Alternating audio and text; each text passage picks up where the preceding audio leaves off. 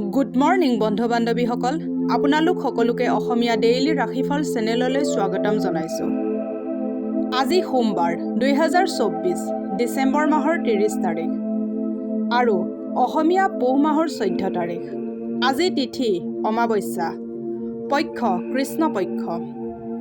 আজি সূৰ্য উদয় হ'ব 6:14 আৰু সূৰ্য অস্ত যাব 4:37।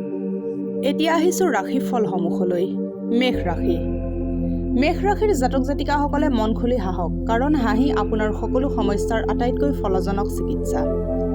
আৰ্থিক দিশত শুধৰণি আনিবৰ বাবে আপুনি বহুত সহজতে বহুত সময়ৰ পৰা থকা বিল আৰু ধাৰ পৰিশোধ কৰিব পাৰিব।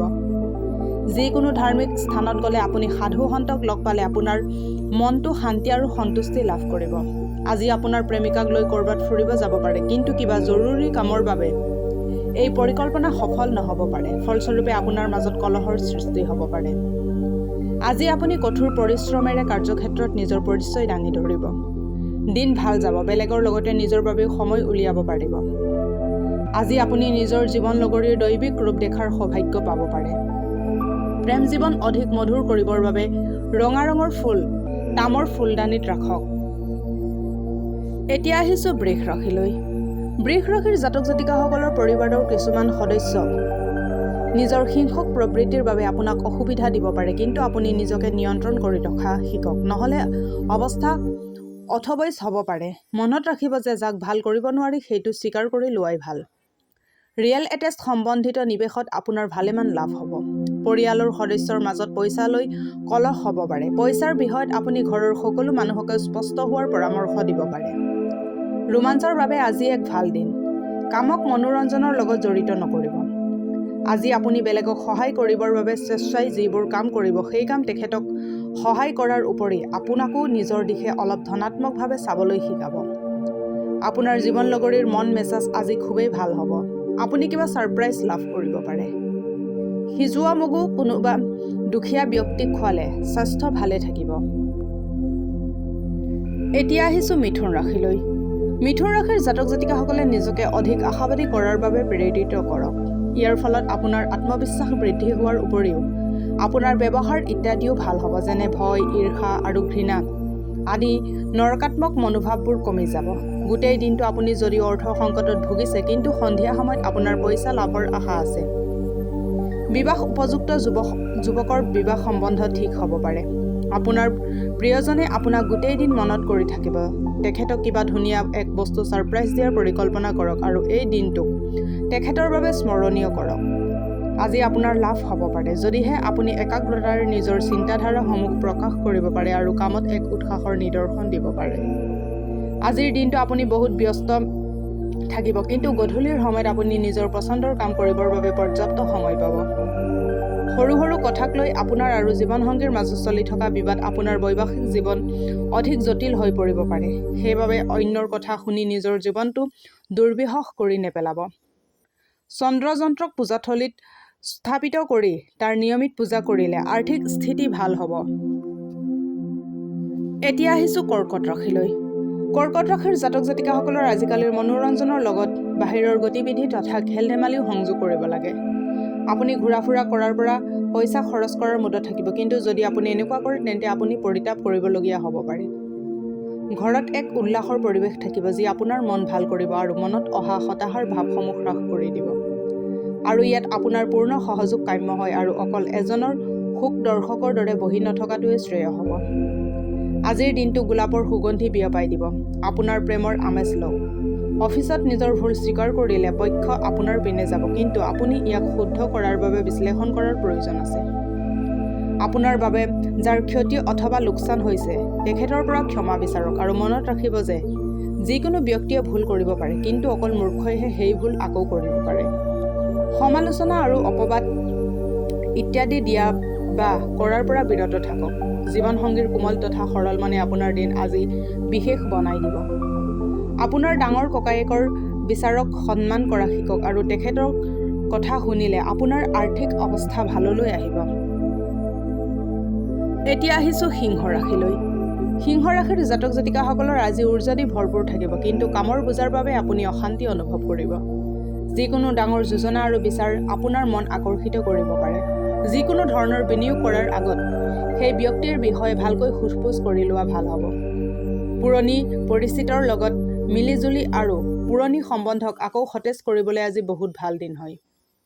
ৰোমান্টিক সাক্ষাৎকাৰ আপোনাক অধিক সুখ প্ৰদান কৰিব। যদি কৰ্মক্ষেত্ৰত আগুৱাব বিচাৰে তেন্তে আপুনি আধুনিকতা আনিবলৈ চেষ্টা কৰক। ইয়াৰ লগতে নতুন টেকনিকৰ লগত আপডেট থাকক।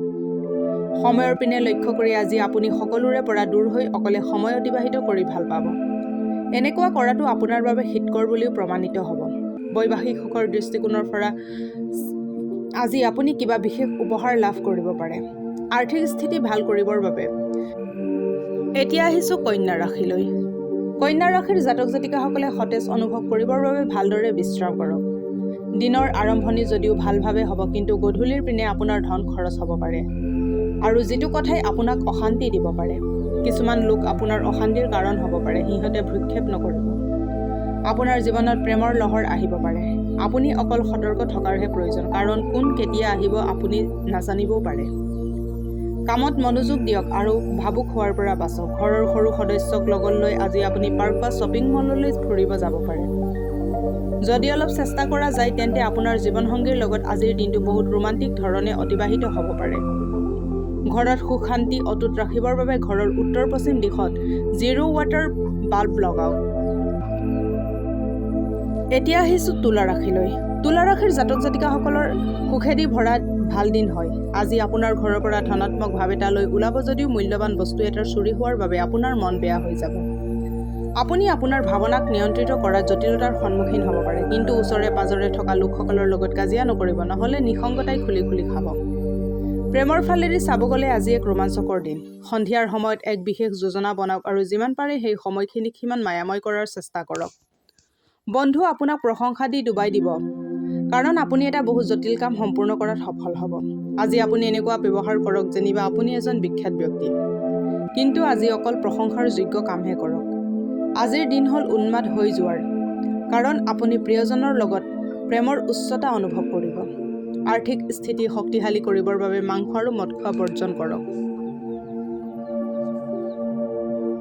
এতিয়া আহিছোঁ বৃশ্চিক ৰাশিলৈ। বৃশ্চিক ৰাশিৰ জাতক জাতিকাসকলৰ শাৰীৰিক অৱস্থা অধিক ভাললৈ আহিব যদিহে আপুনি নিজৰ সমস্যাসমূহ অন্যৰ লগত ভাগ বতৰা কৰে।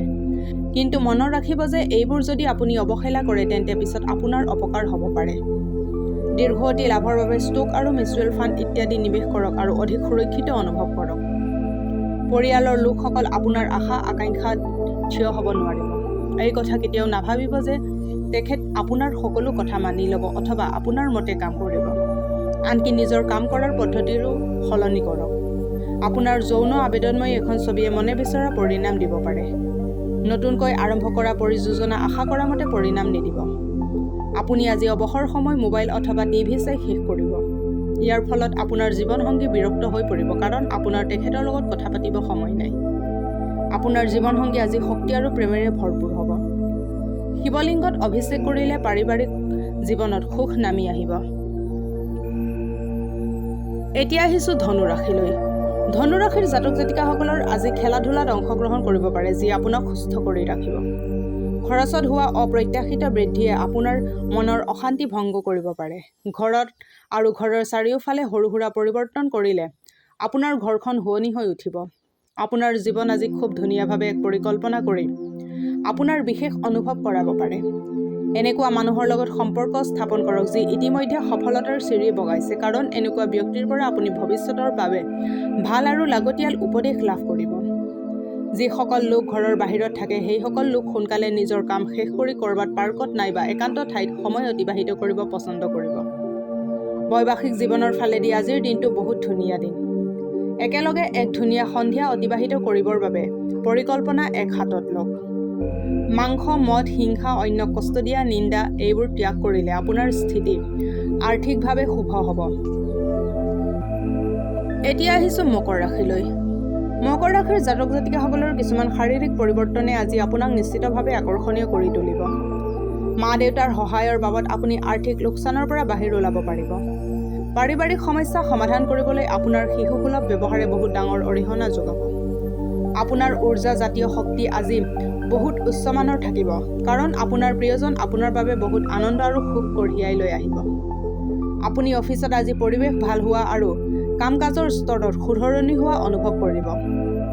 আপোনাৰ কথা পতাৰ বা ভাৱ ব্যক্ত কৰাৰ শৈলী বহুত প্ৰশংসনীয় হ'ব।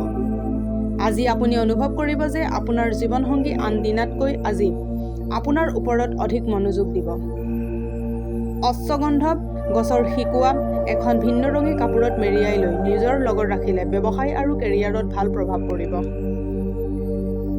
এতিয়া আহিছোঁ কুম্ভ ৰাশিলৈ। কুম্ভ ৰাশিৰ জাতক জাতিকাসকলে উচ্চ কেলৰিযুক্ত খাদ্যৰ পৰা দূৰত থাকিলে আপুনি স্বাস্থ্যসন্মত হৈ থাকিব আৰু নিয়মিত ব্যায়াম কৰক। আপোনাৰ ধন আপোনাক সঠিক সময়ত তেতিয়াই সহায় কৰিব পাৰিব যেতিয়া আপুনি অযথা খৰচ কৰাত নিজক বাধা প্ৰদান কৰিব পাৰিব, আৰু এই কথাটো আপুনি আজিয়েই উপলব্ধি কৰিব পাৰিব। নাতি পুতিৰ বাবে আজি আপুনি বহুত সুখ প্ৰাপ্ত কৰিব। অন্যক সুখ দি আপুনি নিজৰ পুৰণি ভুলসমূহ পাহৰাই দি নিজৰ জীৱনক অৰ্থপূৰ্ণ কৰি তুলিব। নিজৰ কাৰ্যশীলতা বৃদ্ধি কৰিবলৈ নতুন নতুন টেকনিকৰ সহায় লওক। আপোনাৰ শৈলী আৰু কাম কৰাৰ এই নতুন শৈলী অন্যৰ মনত আগ্ৰহ আনিব পাৰে, যি আপোনাক আগ্ৰহেৰে গুৰুত্ব প্ৰদান কৰে। এই ৰাশিৰ জাতকসকল আজি এনে বহি থকা সময়ত আধ্যাত্মিক কিতাপৰ অধ্যয়ন কৰা ভাল। এনেকুৱা কৰিলে আপোনাৰ বহুত সমস্যা সমাধান হ'ব পাৰে। জীৱন লগৰীৰ লগত ভাল ধৰণৰ কথা বতৰা হ'ব। আপুনি অনুভৱ কৰিব যে আপোনালোক দুয়োজনৰ মাজত কিমান মৰম আৰু ভালপোৱা আছে। সুগন্ধিত বস্তুৰ প্ৰয়োগ কৰিলে স্বাস্থ্যৰ পক্ষে ভাল হ'ব। এতিয়া আহিছোঁ মীন ৰাশিলৈ। মীন ৰাশিৰ জাতক জাতিকাসকলক অধিক যাত্ৰাই ভাগৰুৱা কৰি তুলিব পাৰে। কিছুমান বিশেষ লোক যিকোনো যোজনাত পইচা নিৱেশ কৰাৰ বাবে তৈয়াৰ থাকে। যত সম্ভাৱনা দেখা যায় আৰু তত প্ৰাধান্য আছে। জীৱনসংগীৰ লগত বজাৰ কৰি আপুনি ভাল পাব। প্ৰেম এক পবিত্ৰ সম্পৰ্ক।